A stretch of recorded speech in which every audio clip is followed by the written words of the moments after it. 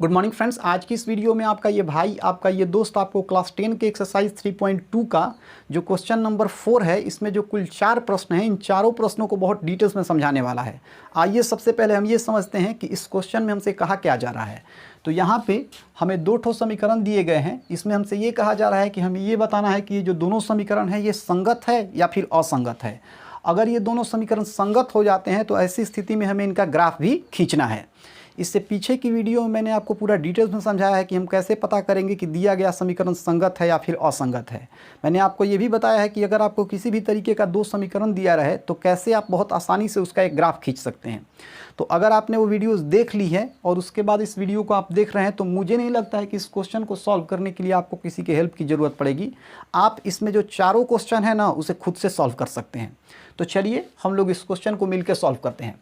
सबसे पहले हम ये चेक करेंगे कि समीकरण संगत है या असंगत। तो संगत असंगत के लिए हमें a1 a2 b1 b2 और c1 c2 की ज़रूरत पड़ेगी। अब इन सारी चीज़ों को निकालने के लिए हमें ऐसा समीकरण ढूंढना होगा जिसके बराबर में जीरो है। इन दोनों समीकरण के बराबर में जीरो नहीं है, तो पहले हम कोशिश ये करेंगे कि इन दोनों समीकरण को इस प्रकार से हम लिख दें कि बराबर में जीरो आ जाए।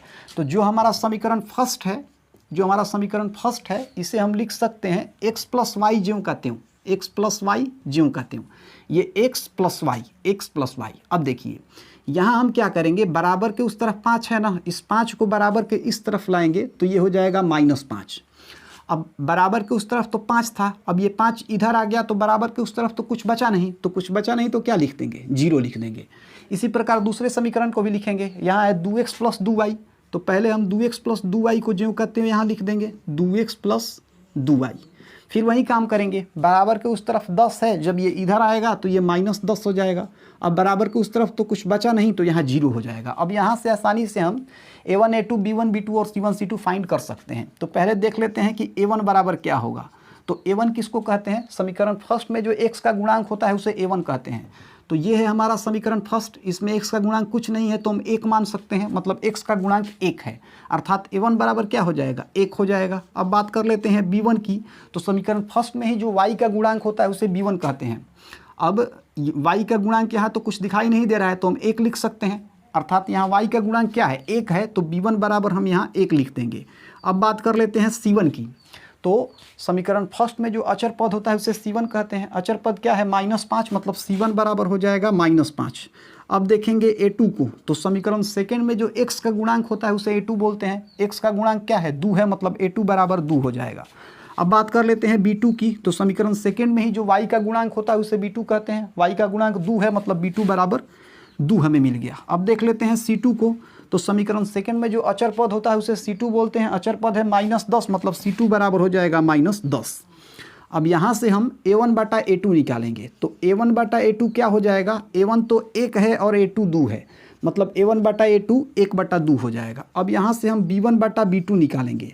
तो b1 क्या है हमारा, b1 1 है और b2 2 है, तो b1 बटा b2 भी हो जाएगा 1 बटा 2। अब यहाँ a1 बटा a2 बराबर हो गया b1 बटा b2 के, तो हमें c1 बटा c2 भी निकालना पड़ेगा। तो यहाँ से अगर c1 बटा c2 हम लिखें तो c1 क्या है हमारे पास, c1 है -5 और c2 है -10। तो यहाँ हो जाएगा -5 बटा -10, माइनस से माइनस खत्म, 5 दूनी 10, मतलब यहाँ हमें मिला 1 बटा 2। अब यहाँ हम ये देख रहे हैं कि जो हमारा a1 बटा a2 है वो बराबर है b1 बटा b2 के, और b1 बटा b2 बराबर है c1 बटा c2 के, क्योंकि तीनों का वैल्यू 1 बटा 2 आया है। तो इसी चीज़ को यहाँ हम लिखेंगे। हम यहाँ लिखेंगे कि a1 बटा a2 जो है ये बराबर है b1 बटा b2 के, और b1 बटा b2 जो है ये बराबर है c1 बटा c2 के। तो मैंने आपको बताया था कि जब a1 बटा a2 बराबर हो जाए b1 बटा b2 के और b1 बटा b2 बराबर हो जाए c1 बटा c2 के, तो ऐसी स्थिति में जो समीकरण होंगे ना वो संगत होंगे। कैसे होंगे, संगत होंगे। अब यहाँ हमें ये पता चल गया कि समीकरण संगत होंगे। तो अब हमें क्या करना पड़ेगा, अब हमें यहाँ पे ग्राफ भी बनाना पड़ेगा। तो इसके लिए मुझे इन सारी चीज़ों को यहाँ से मिटाना होगा। अगर आप चाहें तो इसका एक स्क्रीनशॉट ले सकते हैं। तो आइए अब हम लोग अपने ग्राफ की तरफ चलते हैं। अब देखिए, ग्राफ बनाने के लिए सबसे पहले हमें मान सारणी बनाना पड़ेगा। सबसे पहले हमें क्या बनाना पड़ेगा, मान सारणी बनाना पड़ेगा। तो आइए सबसे पहले हम मान सारणी बनाते हैं। तो मान सारणी बनाने के लिए हमें इनकी ज़रूरत नहीं पड़ने वाली है। जो भी हमारे पास पहले से समीकरण दिए गए थे ना, उससे मान सारणी बन जाएगा। तो यहाँ पे 2 समीकरण हैं, तो यहाँ पे हम 2 मान सारणी बनाएंगे। पहला समीकरण ये है, दूसरा समीकरण ये है। तो पहले यहाँ लिखेंगे समीकरण फर्स्ट से, क्योंकि समीकरण फर्स्ट का यूज़ करके हम पहला मान सारणी बनाएंगे। तो समीकरण फर्स्ट से, समीकरण फर्स्ट है x प्लस वाई बराबर 5, तो यहाँ लिख देंगे x प्लस वाई बराबर 5। अब यहाँ से अगर x बराबर हम देखें तो 5 ज्यों का त्यों, प्लस वाई उधर जाएगा तो ये माइनस वाई हो जाएगा। अब देखिए y का जैसे जैसे हम अलग अलग मान रखते जाएंगे x का हमें अलग अलग मान मिलता जाएगा। तो यहाँ पे मैं अपने मन से y बराबर 1 ले रहा हूँ। जब y बराबर 1, आप चाहें तो कुछ भी ले सकते हैं y का मान। तो जब y बराबर 1 हो गया तो x बराबर 5 माइनस 1 क्या हो जाएगा, 4 हो जाएगा। मतलब जब y बराबर 1 तो x बराबर 4। फिर y का कोई हम दूसरा मान लेते हैं। तो अब की बार y बराबर मैं 2 ले रहा हूँ। तो मैं यहाँ लिखूँगा कि जब y बराबर 2, तो जब y बराबर 2 हो जाएगा तो इस हिसाब से x बराबर 5 माइनस 2 होगा। 5 माइनस 2 का मतलब क्या, 3। मतलब जब y बराबर 2 तो x बराबर 3। तो यहाँ पे पहले समीकरण की मदद से हमने x और y दोनों के दो मान ज्ञात कर लिए। तो आइए समीकरण फर्स्ट के लिए यहाँ हम एक मान सारणी बना लेते हैं। तो मान सारणी के लिए हमें क्या करना पड़ता है, बॉक्स बनाना पड़ता है। इसमें हमें x y लिखना पड़ता है। तो x और y, चलिए पहली बार जब y 1 था तो x 4 आया, तो यहाँ 1 लिखेंगे और यहाँ 4 लिखेंगे। दूसरी बार जब y 2 था तो x 3 आया, तो यहाँ 2 लिखेंगे, यहाँ 3 लिखेंगे। तो समीकरण फर्स्ट की मदद से हमने एक मान सारणी तैयार कर लिया। अब हम समीकरण सेकंड की मदद से दूसरा मान सारणी तैयार करेंगे। सेकंड में है 2x प्लस 2y बराबर 10। 2x प्लस 2y बराबर 10। x को एक तरफ रखेंगे, y को दूसरी तरफ रखेंगे, तभी तो हमें मान सारणी मिलेगा।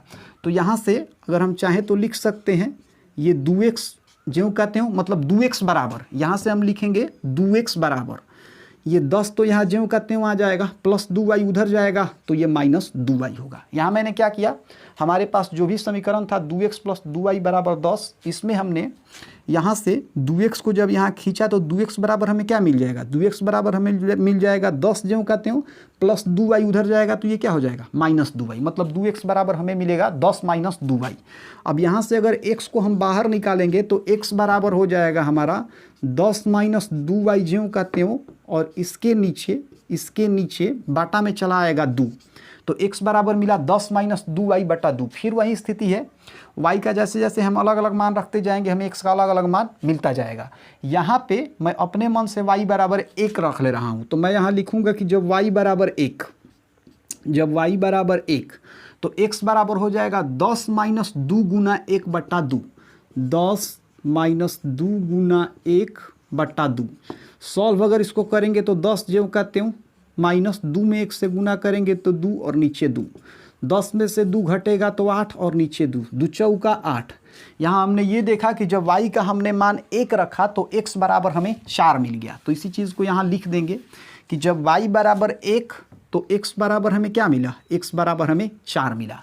अब फिर y का हम अपने मन से कोई दूसरा मान रखेंगे। तो अब की बार y बराबर मैं 2 रख दे रहा हूँ। तो मैं यहाँ लिखूँगा कि जब y बराबर 2, जब y बराबर 2, तो जब y बराबर 2 हो जाएगा तो x बराबर होगा 10 माइनस 2 गुना 2 बटा 2। तो यहाँ लिखेंगे 10 माइनस 2 गुना 2 और बटा में 2। 10 ज्यों का त्यों, माइनस 2 में 2 से गुना करेंगे तो 4 और नीचे आ जाएगा 2। यहाँ से अगर 10 में से 4 घटाएंगे तो 6 और नीचे 2, तो 2 3 आई 6।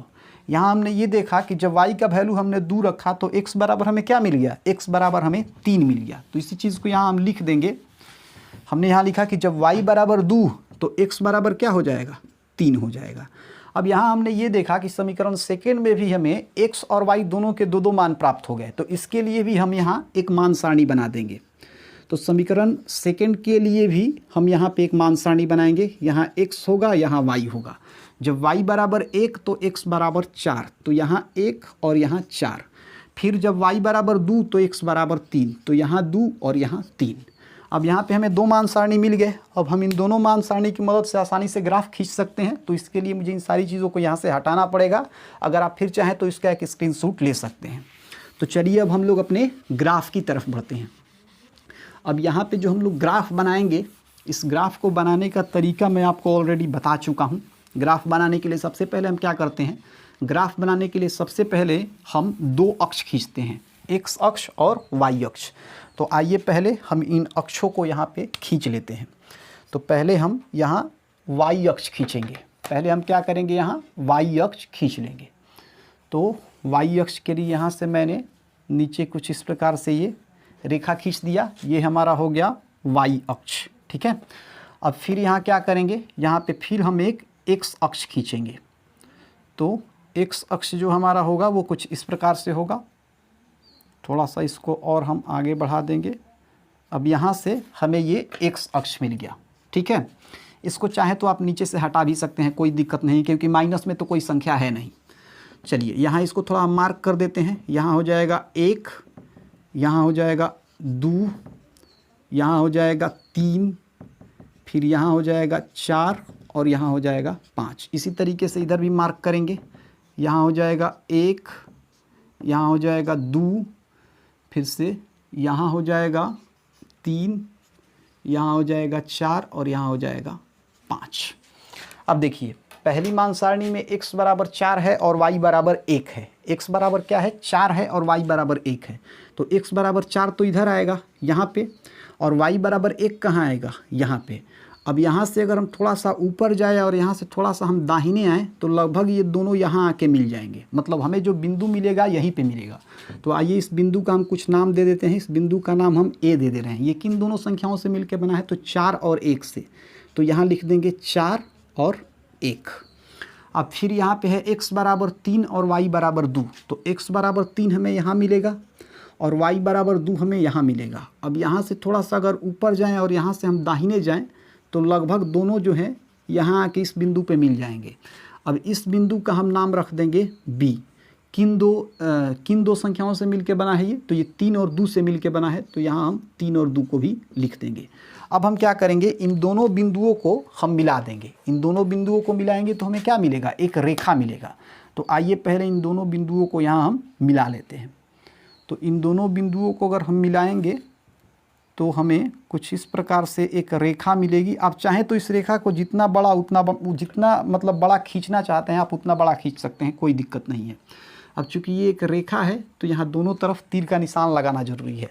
तो यहाँ पे हमने पहली मान सारणी की मदद से एक रेखा तो खींच दिया। अब हम दूसरी मान सारणी का यूज़ करके अब दूसरी रेखा खींचेंगे। तो इसमें क्या है, x बराबर 4 और y बराबर 1। देखिए x बराबर 4 यहाँ पे और y बराबर 1 यहाँ पे। अब फिर ये क्या होंगे, इसके पहले भी तो हम ये काम कर ही चुके हैं। अब अगर हम 4 को ऊपर ले जाएंगे और यहाँ से 1 को दाहिने तरफ ले जाएंगे तो फिर ये कहाँ पे आके मिलेंगे, यहीं पे आके मिलेंगी। मतलब इस बार भी जो हमें बिंदु मिलेगा वो कहाँ मिलेगा, A पे ही मिलेगा। तो अब यहाँ तो बिंदु लिख नहीं सकते, यही वाला बिंदु हो जाएगा। इसका हम कुछ नाम रख देते हैं। इसका नाम हम C रख देंगे। क्या रख देंगे, C रख देंगे। और यहाँ लिख देंगे 4 और 1, दोनों एक ही चीज़ है। अब इसके बाद x बराबर 3 और y बराबर 2। तो देखिए x बराबर 3 तो हमारा ये रहा और y बराबर 2 हमारा ये रहा। अब फिर वही स्थिति आ गई। इसको जब ऊपर की तरफ ले जाएंगे, इसको दाहिने ले जाएंगे ना, तो ये दोनों इसी b पे आकर मिल जाएंगे। तो इस बिंदु का भी हम यहाँ नाम रख देंगे d। क्या नाम रखेंगे, d। और जो भी दो रेखाएं हैं, सॉरी जो भी दो संख्याएं हैं थोड़ा उनको भी लिख देते हैं। तो ये जो दोनों संख्याएं हैं ये क्या है, 3 और 2। तो यहाँ हम लोग लिख देंगे 3 और 2।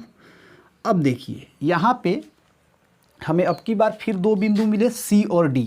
लेकिन ये जो दोनों बिंदु है ना, ये दोनों बिंदु A और B पर ही स्थित है। अब देखिए जो हमें नए बिंदु मिले C और D, ये दोनों बिंदु A और B पर ही स्थित है। इसका मतलब इन दोनों बिंदुओं को मिला के अगर हम एक रेखा खींचेंगे तो वो रेखा जो हमारी पहली रेखा है ना, ठीक इसके ऊपर आएगी, अर्थात इसे ढक लेगी। तो अब दूसरी रेखा खींचने का ज़रूरत नहीं है, क्योंकि वो जब हम दूसरी रेखा खींचेंगे तो क्या होगी, वो इसको ढक लेगी। तो इस तरीके से जो हमारा कंप्लीट ग्राफ था, ये कंप्लीट ग्राफ बन के तैयार हो गया। और क्वेश्चन नंबर 1 में हमें जो जो भी बातें हमसे कही जा रही थी हमने उसे फॉलो कर दिया, और जो हमारा क्वेश्चन नंबर 1 था ये हमारा कंप्लीट भी हो गया। अब चलिए हम लोग अपने क्वेश्चन नंबर 2 की तरफ बढ़ते हैं। तो जो हमारा क्वेश्चन नंबर 2 है, इसमें हमारा पहला समीकरण है x माइनस वाई बराबर 8 और दूसरा है 3x माइनस 3y बराबर 16। तो इसको पहले हम थोड़ा सीधा करते हैं। तो इसमें x माइनस वाई तो ज्यों कहते हो हम लिख सकते हैं, ठीक है। अब इसके बाद बराबर के उस तरफ 8 है, जब ये 8 इस तरफ आ जाएगा तो ये हो जाएगा -8 और बराबर में हो जाएगा 0। अब फिर यहाँ से अगर समीकरण सेकेंड को हम थोड़ा सुधारें तो ये 3x माइनस 3y तो ज्यों कहते हो होगा, 3x माइनस 3y ज्यों कहते हैं। अब ये 16 अगर इधर जाएगा तो ये हो जाएगा -16 और बराबर में हो जाएगा 0। अब आइए यहाँ से हम a1 a2 b1 b2 और c1 c2 निकालते हैं। तो यहाँ से अगर a1 की बात करें तो a1 यहाँ x का गुणांक होगा, x का गुणांक कुछ नहीं है तो इसका मतलब हम यहाँ 1 लिख सकते हैं, मतलब a1 1 हो गया। अब b1 को देख लेते हैं, तो y का गुणांक यहाँ क्या है, y का गुणांक कुछ नहीं है तो यहाँ 1 लिख सकते हैं। अब इसके पहले माइनस है, इसका मतलब y का गुणांक यहाँ पे -1 हो जाएगा, तो b1 क्या हो जाएगा, b1 हो जाएगा -1। अब बात कर लेते हैं c1 की, तो यहाँ पे c1 क्या होता है, अचर पद होता है। अचर पद क्या है, -8, मतलब c1 बराबर यहाँ हो जाएगा -8। अब देख लेते हैं a2 को, तो समीकरण सेकेंड में जो x का गुणांक है वो a2 होता है, x का गुणांक 3 है, मतलब a2 3 हो जाएगा।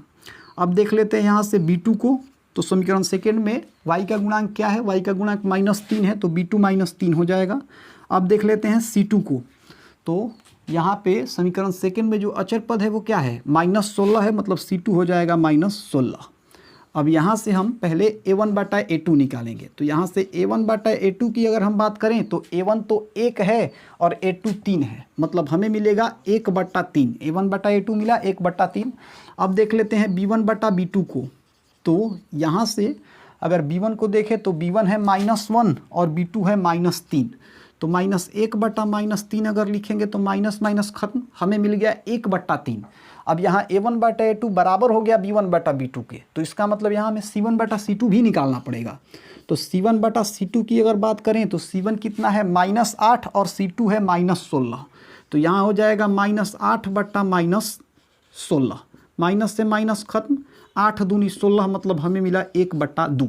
अब देखिए यहाँ a1/a2 तो बराबर है b1/b2 का, लेकिन b1/b2 बराबर नहीं है c1/c2 का। b1/b2 आया है 1/3 और c1/c2 आया है 1/2, तो इसी चीज़ को हम यहाँ लिख देंगे। हम यहाँ लिखेंगे कि a1/a2 जो है ये बराबर है b1/b2 का, लेकिन b1/b2 जो है ना ये बराबर नहीं है c1/c2 के।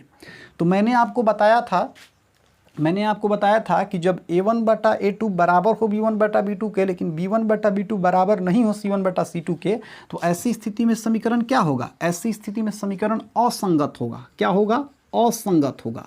तो यहाँ हम लोग लिख देंगे असंगत होगा। अब समीकरण तो असंगत है, तो इसका मतलब यहाँ हमें ग्राफ खींचने की आवश्यकता नहीं है। तो इस तरीके से जो हमारा क्वेश्चन नंबर 2 था इसे हमने सॉल्व कर लिया। अब चलिए हम लोग अपने क्वेश्चन नंबर 3 की तरफ चलते हैं। अब यहाँ पे क्वेश्चन नंबर 3 में जो हमारा पहला समीकरण है ये है 2x + y - 6 = 0, और जो दूसरा समीकरण है ये है 4x - 2y - 4 = 0। अब आप देख रहे हैं कि इन दोनों समीकरण में बराबर के बाद 0 है, इसका मतलब अब हमें इन दोनों समीकरण को सुधारने की आवश्यकता नहीं है, हम direct a1 a2 b1 b2 और c1 c2 निकाल सकते हैं। तो यहाँ से अगर हम a1 बराबर देखें तो a1 बराबर क्या हो जाएगा, x के गुणांक को a1 कहते हैं, तो a1 बराबर 2 हो जाएगा। अब बात कर लेते हैं हम b1 की, तो अगर हम यहाँ से b1 देखें तो y के गुणांक को b1 कहते हैं, यहाँ y का गुणांक क्या है, 1 है, मतलब b1 1 हो जाएगा। अब देख लेंगे c1 को, तो इसमें अचर पद क्या है, अचर पद -6 है, मतलब c1 बराबर हो जाएगा -6। अब देख लेते हैं यहाँ से a2 को, तो समीकरण सेकंड में x के गुणांक को a2 कहते हैं, तो x का गुणांक 4 है, मतलब a2 बराबर हो जाएगा 4। अब यहाँ से अगर b2 की बात करें तो समीकरण सेकंड में y के गुणांक को b2 कहते हैं, y का गुणांक -2 है, मतलब b2 बराबर -2 हो जाएगा। अब देख लेते हैं c2 को, तो समीकरण सेकंड में ही जो अचर पद होता है उसे c2 कहते हैं, अचर पद -4 है, तो c2 बराबर यहाँ -4 हो जाएगा। अब इसके बाद यहाँ हम पहले a1/a2 निकालेंगे, तो यहाँ से a1/a2 बराबर हो जाएगा, a1 तो 2 है और a2 4 है, तो a1/a2 हो जाएगा 2/4, मतलब यहाँ से हमें मिल जाएगा 1/2। अब बात कर लेते हैं b1/b2 की, तो यहाँ पे b1 क्या है हमारा, b1 1 है और b2 -2 है, मतलब b1/b2 हो जाएगा 1/-2, 1/-2।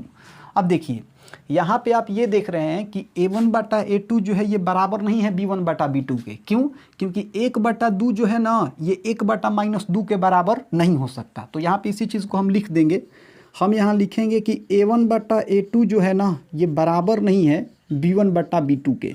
तो मैंने आपको बताया था कि जब a1/a2 जो है ये b1/b2 के बराबर ना हो तो ऐसी स्थिति में समीकरण क्या होता है, संगत होता है। क्या होता है, संगत होता है। तो समीकरण यहाँ पे क्या होगा, संगत होगा। तो जब समीकरण संगत होगा तो अब हमें इसका ग्राफ भी बनाना पड़ेगा। तो चलिए अब हम लोग इसके ग्राफ की तरफ चलते हैं। अगर आप चाहें तो इसका एक स्क्रीनशॉट ले सकते हैं, क्योंकि अब हम लोग इसको मिटाने वाले हैं। तो अब हम लोग अपने ग्राफ की तरफ बढ़ेंगे। तो ग्राफ बनाने के लिए हमें तो सबसे पहले चाहिए मान सारणी। तो आइए हम लोग समीकरण की मदद से मान सारणी तैयार करते हैं। तो ये है हमारा समीकरण फर्स्ट और ये है हमारा समीकरण सेकंड। इन दोनों की मदद से हम मान सारणी तैयार करेंगे। पहले लिखेंगे समीकरण फर्स्ट से, समीकरण फर्स्ट से। तो समीकरण फर्स्ट हमारा क्या है? ये है 2x प्लस वाई माइनस 6 बराबर 0। 2x प्लस वाई माइनस 6 बराबर 0। -6 को उधर हम भेज देते हैं, तो 2x प्लस वाई माइनस 6 उधर जाएगा ना, तो ये हो जाएगा, मैं आपको ऐसे ही बता दे रहा हूँ, -6 उधर हो जाएगा तो ये हो जाएगा 0 प्लस 6। 0 प्लस 6 का मतलब क्या हो जाएगा? 6। तो हमें मिला 2x प्लस वाई बराबर 6। अब यहाँ से x को एक तरफ, y को दूसरी तरफ, तो यहाँ से अगर हम देखें 2x बराबर, तो 2x बराबर हो जाएगा 6 ज्यों का त्यों, और y उधर जाएगा तो ये हो जाएगा माइनस, मतलब 2x बराबर 6 माइनस वाई होगा। अब यहाँ से अगर x बराबर हम देखें तो ये हो जाएगा 6 माइनस वाई ज्यों का त्यों, और इसके नीचे क्या आ जाएगा? 2 चला आएगा। अब यहाँ पे जैसे जैसे y का हम अलग अलग मान रखते जाएंगे, x का हमें अलग अलग मान मिलता जाएगा। यहाँ मैं अपने मन से y का मान 2 रख दे रहा हूँ, तो मैं यहाँ लिखूँगा कि जब y बराबर 2, जब y बराबर 2, तो जब y बराबर 2 हो जाएगा तो x बराबर यहाँ से हो जाएगा 6 माइनस 2 बटा 2। 6 माइनस 2 बटा 2। जब इसे हल करेंगे तो 6 में से 2 घटेगा तो 4, और नीचे हो जाएगा 2। 2 दूनी 4, मतलब जब y बराबर हमने 2 रखा तो x बराबर भी हमें क्या मिला? 2 मिला। अब फिर हम अपने मन से y का कुछ अलग मान रखेंगे। अब की बार मैं y का मान 4 रख दे रहा हूँ। यहाँ मैं आपको बता रहा हूँ, जब y बराबर 4, जब y बराबर 4, तो जब y बराबर 4 हो जाएगा तो यहाँ से x बराबर हो जाएगा 6 माइनस 4 बट्टा 2। 6 माइनस 4 बट्टा 2। 6 में से 4 को घटाएंगे तो 2, और नीचे तो 2 पहले से है ही, तो 2 एकम 2। इसका मतलब ये है कि जब हमने यहाँ पे y बराबर 4 रखा तो x बराबर हमें क्या मिल रहा है? x बराबर हमें 1 मिल रहा है। तो जब y बराबर 4 तो x बराबर हमें मिल जाएगा 1। तो यहाँ पे समीकरण फर्स्ट की मदद से हमने x और y दोनों के दो मान प्राप्त कर लिए। तो आइए इसके लिए यहाँ हम एक मान सारणी खींच देते हैं। मान सारणी के लिए यहाँ हमें बॉक्स बनाना पड़ता है। यहाँ हम x लिखेंगे, यहाँ y लिखेंगे। जब y बराबर 2 तो x बराबर भी 2 आ रहा है, तो यहाँ भी 2, यहाँ भी 2। फिर जब y बराबर 4 तो x बराबर 1, तो यहाँ 4 और यहाँ 1 हो जाएगा। तो समीकरण फर्स्ट की मदद से हमने एक मान सारणी तैयार कर लिया। अब हम क्या करेंगे? समीकरण सेकंड की मदद से दूसरा मान सारणी तैयार करेंगे। तो इसके लिए मैं इन सारी चीज़ों को मिटा दे रहा हूँ, क्योंकि यहाँ हमें मान सारणी भी बनाना पड़ेगा, कुछ जगह चाहिए। अगर आप चाहें तो इसको नोट कर सकते हैं या इसका स्क्रीनशॉट ले सकते हैं। तो चलिए अब यहीं पे हम लोग समीकरण सेकंड को लिख देते हैं, और फिर समीकरण सेकंड की मदद से एक मान सारणी तैयार करते हैं।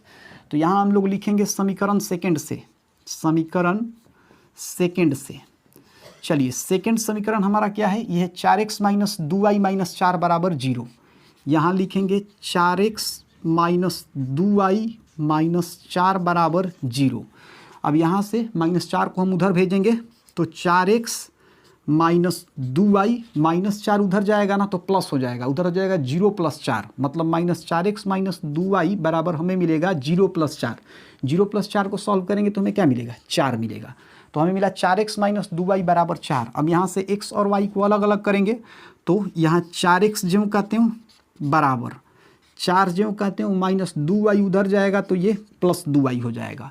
अब यहाँ से अगर x का हम मान निकालें तो x बराबर हो जाएगा 4 प्लस 2y, और बटा में क्या आ जाएगा? 4 आ जाएगा। तो यहाँ से हमें x बराबर मिला 4 प्लस 2y बटा 4। अब फिर वही काम करेंगे, जैसे जैसे यहाँ से हम y का अलग अलग मान रखते जाएंगे, हमें x का अलग अलग मान मिलता जाएगा। अब यहाँ पे y का मान मैं अपने मन से 2 रख दे रहा हूँ, तो मैं यहाँ लिखूँगा कि जब y बराबर 2, तो जब y बराबर 2 हो जाएगा तो यहाँ से x बराबर हो जाएगा 4 प्लस 2 गुना 2 बटा 4। 4 प्लस 2 गुना 2 बटा में 4। अगर इसको हल करें तो 4 ज्यों का त्यों प्लस 2 दूनी हो जाएगा 4, और नीचे तो 4 है ही, तो 4 और 4 क्या हो जाएगा? 8, और नीचे हो जाएगा 4, तो यहाँ से हो जाएगा 4 दूनी 8। मतलब यहाँ हमने ये देखा कि जब y बराबर हमने 2 रखा तो x बराबर भी हमें क्या मिल रहा है? x बराबर भी हमें 2 मिल रहा है। तो इसी चीज़ को यहाँ लिख देंगे, तो यहाँ से x बराबर हो जाएगा 2। अब फिर हम क्या करेंगे? फिर y का मान हम अपने मन से कुछ और रख लेंगे। तो यहाँ पे अब की बार मैं y बराबर रख दे रहा हूँ y बराबर मैं रख दे रहा हूँ 2 चौका 8, y बराबर मैं 4 रख दे रहा हूँ।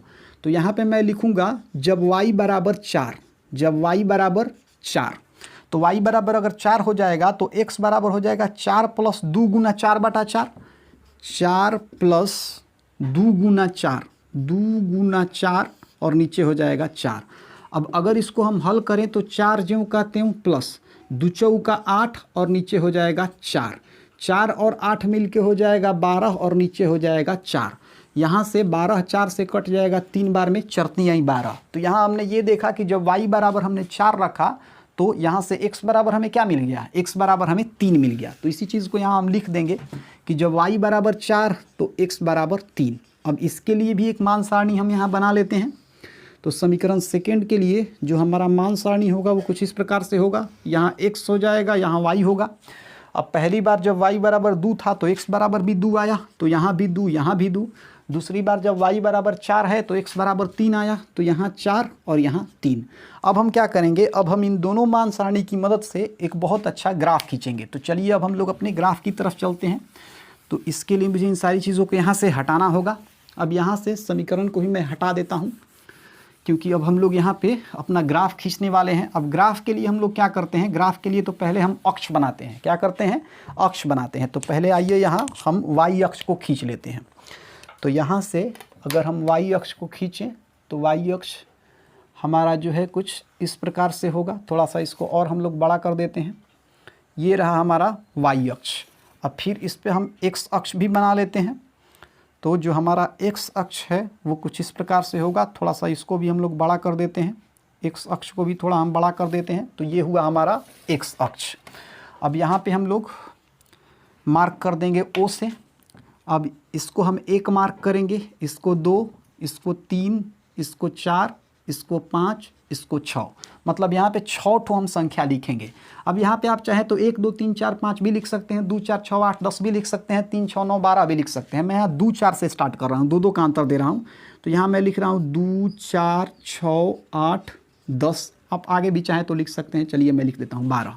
यहाँ भी हम वही लिखेंगे 2 4 6 8 10, बस हो गया इतना तक। आप आगे भी बढ़ा सकते हैं। अब देखिए यहाँ जो पहला मान सारणी है इसमें x बराबर 2 है और y बराबर 2 है। तो x बराबर 2 तो हमारा इधर आएगा यहाँ पे, और y बराबर 2 हमारा यहाँ पे आएगा। जब इसको थोड़ा सा आगे बढ़ाएंगे और इसको थोड़ा दाहिने तरफ ले जाएंगे तो ये लगभग यहाँ आके मिल जाएंगी। तो यहाँ हमें एक बिंदु मिला, इस बिंदु का नाम हम a दे देते हैं। अब ये किन दोनों से, 2 संख्याओं से मिल के बना है, तो ये 2 और 2 से मिल के बना है। तो यहाँ 2 2 हम लिख देंगे। अब फिर है x बराबर 1 और y बराबर 4। तो x बराबर 1 हमें किधर मिलेगा, x बराबर 1 हमें इधर मिलेगा। अब 1 कहाँ आएगा, देखिए यहाँ हम इसको 0 मान सकते हैं, और ये तो हमारा 2 है ही, तो 1 0 और 2 के बीच में ही आएगा ना। तो मैं मान ले रहा हूँ कि 1 हमारा यहाँ पे आ रहा है। तो x बराबर 1 का काम हो गया। y बराबर 4, y बराबर 4 कहाँ है, यहाँ है। अब यहाँ से थोड़ा सा हम 1 से थोड़ा सा अगर ऊपर की तरफ उठें और इससे थोड़ा दाहिने तरफ जाएँ तो लगभग हमें यहाँ पे एक बिंदु मिलेगा। आइए इस बिंदु का कुछ नाम दे देते हैं। इस बिंदु का नाम मैंने दे दिया B। किन 2 संख्याओं से मिलके बना है, तो ये 1 और 4 से मिलके बना है। तो यहाँ हम 1 लिख देंगे और यहाँ हम 4 लिख देंगे। अब हम क्या करेंगे, इन दोनों बिंदुओं को मिला देंगे। तो आइए इन दोनों बिंदुओं को मिला देते हैं जिससे कि हमें एक रेखा प्राप्त हो जाए। तो इन दोनों बिंदुओं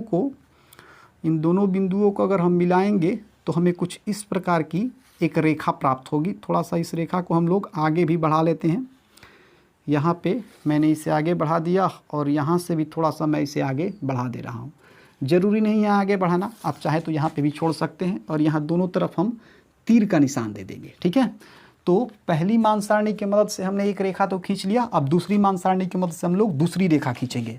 तो दूसरी मान सारणी में यहाँ पे x बराबर हमारे पास है 2 और y बराबर भी हमारे पास है 2। तो देखिए x बराबर 2 तो इधर आएगा, मतलब यहाँ पे, और y बराबर 2 यहाँ पे आएगा। फिर जब इसको ऊपर की तरफ ले जाएंगे, इसको दाहिने तरफ ले जाएंगे ना, तो ये कहाँ पे आके मिल जाएंगी, इसी बिंदु पे मिल जाएंगी, मतलब a वाले बिंदु पे मिल जाएंगी। तो आइए इस बिंदु का हम अपने मन से नाम दे देते हैं। इस बिंदु का नाम हम C दे देंगे। क्या दे देंगे, C दे देंगे। और ये किन 2 संख्याओं से बना है, तो ये बना है 2 और 2 से। तो आप चाहें तो यहाँ 2 और 2 लिख सकते हैं और चाहे तो छोड़ भी सकते हैं, कोई दिक्कत नहीं है, लिख दीजिएगा, ज़्यादा बेटर है। अब इसके बाद दूसरा जो है इसमें है x बराबर 3 और y बराबर 4। अब देखिए x बराबर 3 हमें कहाँ मिलेगा, x बराबर 3 हमें 2 और 4 के बीच में मिलेगा, मतलब मैं मान लेता हूँ कि x बराबर 3 हमें यहाँ मिल रहा है। और फिर है y बराबर 4, तो y बराबर 4 कहाँ है, यहाँ है। अब इसको थोड़ा सा ऊपर ले जाएंगे और इसको इधर लाएंगे ना, तो लगभग ये यहाँ पे आके मिलेंगे, लगभग कहाँ पे आके मिलेंगे, यहाँ पे। तो चलिए इस बिंदु का भी हम एक नाम दे देते हैं, तो इस बिंदु का इधर हम कहीं नाम दे देते हैं, यहाँ बीच में हो जाएगा तो ज़्यादा घिचबिच हो जाएगा, तो यहाँ इसका नाम हम D रख देते हैं, ठीक है। अब ये किन दो संख्याओं से मिलकर बना है, तो ये 3 और 4 से मिलकर बना है, तो यहाँ 3 और यहाँ 4। अब देखिए यहाँ फिर हमें 2 बिंदु मिले, यहाँ फिर हमें 2 बिंदु मिले, एक बिंदु हमारा मिला C जो कि ये है, और दूसरा बिंदु मिला D जो कि ये है। अब हम क्या करेंगे, C और D को मिला देंगे, C और D को क्या करेंगे हम, C और D को हम मिला देंगे। तो आइए इसे हम यहाँ से मिला देते हैं। तो C और D को अगर हम मिलाएंगे तो हमें कुछ इस प्रकार से जो है ये एक रेखा प्राप्त होगी। इसको थोड़ा आगे की तरफ हम बढ़ा देते हैं, इसको थोड़ा हम आगे की तरफ बढ़ा देते हैं। ये थोड़ा फ्रेश नहीं इस पे चला, ठीक से पेन चल नहीं पाया, आपको इसे फ्रेश बनाना है। कॉपी पे जब आप बनाइएगा तो ये फ्रेश बन जाएगा। तो यहाँ जो हमें रेखा प्राप्त हुई वो कुछ इस प्रकार से रेखा प्राप्त हुई, यहाँ दोनों तरफ हम तीर का निशान बना देंगे। तो इस तरीके से जो हमें ग्राफ बनाना था ना, वो हमारा ग्राफ यहाँ पे कंप्लीट हो गया। यहाँ पे आप एक काम कीजिएगा, ये जो दोनों हमें रेखाएं मिल रही हैं ना, ये दोनों रेखाएं किस समीकरण से हमें प्राप्त हो रही हैं, उन समीकरण को यहाँ पे लिखना है। जैसे कि इसके पीछे की वीडियो मैंने आपको बताया था, तो मैं यहाँ नहीं लिख रहा हूँ क्योंकि सब चीज़ ज़्यादा क्लोज हो जाएगा तो सारा चीज़ आपको समझ में नहीं आएगा, आप इसे अपने से लिख लीजिएगा। तो इस तरीके से जो हमारा क्वेश्चन नंबर 3 था इसे भी हमने सॉल्व कर लिया। अब हम लोग क्वेश्चन नंबर 4 को सॉल्व करेंगे। अब यहाँ पे जो हमारा क्वेश्चन नंबर 4 है, इसमें हमारा पहला समीकरण है 2x माइनस 2y माइनस 2 बराबर 0, और दूसरा समीकरण है 4x माइनस 4y माइनस 5 बराबर 0। अब आप देख रहे हैं कि इन दोनों समीकरण में बराबर के उस तरफ 0 है। इसका मतलब यहाँ से आसानी से हम a1 a2 b1 b2 और c1 c2 निकाल सकते हैं। तो अगर बात की जाए a1 की, तो a1 क्या हो जाएगा, समीकरण फर्स्ट में x के गुणांक को a1 कहते हैं, तो x का गुणांक 2 है, मतलब a1 बराबर 2 हो जाएगा। फिर देख लेते हैं b1 को, तो y का गुणांक क्या है, y का गुणांक यहाँ पे आप देख सकते हैं -2 है, मतलब b1 बराबर -2 हो जाएगा। अब देख लेते हैं c1 को, तो c1 इसमें क्या है, c1 किसको हम बोलते हैं, c1 हम लोग बोलते हैं अचर पद को। तो इसमें अचर पद क्या है, -2, मतलब c1 बराबर हो जाएगा -2। अब बात कर लेते हैं a2 की, तो समीकरण सेकेंड में जो x का गुणांक होता है उसे a2 कहते हैं। तो ये है हमारा समीकरण सेकेंड, इसमें x का गुणांक क्या है, 4, मतलब a2 बराबर 4 हो जाएगा। अब देख लेते हैं b2 को, तो समीकरण सेकेंड में y के गुणांक को b2 कहते हैं, y का गुणांक क्या है, -4, मतलब b2 बराबर हो जाएगा -4। अब देख लेते हैं c2 को, तो समीकरण सेकेंड में ही जो अचर पद होता है उसे c2 बोलते हैं। अचर पद क्या है, -5, तो यहाँ हो जाएगा -5। अब यहाँ पे हम a1 बटा a2 निकालेंगे, तो यहाँ पे अगर हम a1 बटा a2 निकालें तो a1 बटा a2 हमें मिल जाएगा, a1 तो 2 है और a2 है 4, मतलब a1 बटा a2 हमें मिल जाएगा 2 बटा 4। जब इसको कटाएंगे तो हमें मिल जाएगा 1 बटा 2, क्योंकि यहाँ 1 आ जाएगा और नीचे 2 आ जाएगा, तो कटाने पे हमें मिला 1 बटा 2। अब देख लेते हैं b1 बटा b2 को, तो अगर b1 बटा b2 की बात की जाए तो b1 तो यहाँ से है -2, b1 क्या है -2, और जो हमारा b2 है ये है -4, तो माइनस से माइनस खत्म, ये हो जाएगा 2 दूनी 4, मतलब यहाँ भी हमें मिल गया 1 बटा 2। तो यहाँ हमने ये देखा कि a1 बटा a2 जो है ये बराबर हो गया b1 बटा b2 के, क्योंकि a1 बटा a2 का ही वैल्यू 1 बटा 2 और b1 बटा b2 का ही वैल्यू 1 बटा 2। तो अब यहाँ से हमें c1 बटा c2 भी निकालना पड़ेगा। तो अगर c1 बटा c2 यहाँ से हम निकालें तो c1 कितना है, c1 है -2, और c2 हमारा कितना है, c2 है -5। तो ये माइनस से माइनस को अगर हम खत्म भी कर देते हैं तो c1 बटा c2 हमें मिल रहा है 2 बटा 5। अब देखिए यहाँ पे a1 बटा a2 तो बराबर है b1 बटा b2 के, लेकिन b1 बटा b2 बराबर नहीं है c1 बटा c2 के, क्योंकि b1 बटा b2 का वैल्यू है 1 बटा 2 और c1 बटा c2 का वैल्यू है 2 बटा 5। तो इसी चीज़ को यहाँ हम लिख देंगे। यहाँ हम लिखेंगे कि a1 बटा a2 जो है ये तो बराबर है b1 बटा b2 के, लेकिन b1 बटा b2 जो है ये बराबर नहीं है c1 बटा c2 के। तो मैंने आपको बताया था कि जब a1 बटा a2 बराबर हो जाए b1 बटा b2 के, लेकिन b1 बटा b2 बराबर नहीं हो c1 बटा c2 के, तो ऐसी स्थिति में समीकरण जो होगा वो क्या होगा, असंगत होगा। क्या होगा, असंगत होगा। तो जब समीकरण असंगत हो गया तो इसका तो अब हमें ग्राफ भी नहीं खींचना है, तो इसका मतलब हमने ये बता दिया कि जो 4 नंबर हमारा क्वेश्चन था, इसमें जो हमारा समीकरण होगा वो कैसा होगा, असंगत होगा। अब चूंकि समीकरण असंगत है तो अब हमें यहाँ ग्राफ बनाने की कोई ज़रूरत नहीं है। तो इस तरीके से जो क्वेश्चन नंबर 4 में कुल 4 प्रश्न थे, इसे हमने बहुत आसानी से सॉल्व कर लिया। अगर आपको ये वीडियो अच्छी लगी हो तो इसे अपने दोस्तों के साथ शेयर कीजिए। मिलते हैं अपनी अगली वीडियो में।